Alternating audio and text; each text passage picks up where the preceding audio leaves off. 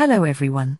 In this video I will show you how to recover end-to-end encrypted chats on Messenger. So, let's get started. First things first. Open Messenger app. Then click on top left corner 3 lines button. Then click on Settings. Then click on Privacy and Safety. Then click on End-to-end Encrypted. Then click on Message Storage. Then turn on Secure Storage. Then go back to the main settings page. Then swipe down and click on See More in Account Center. Then click on Your Information and Permission.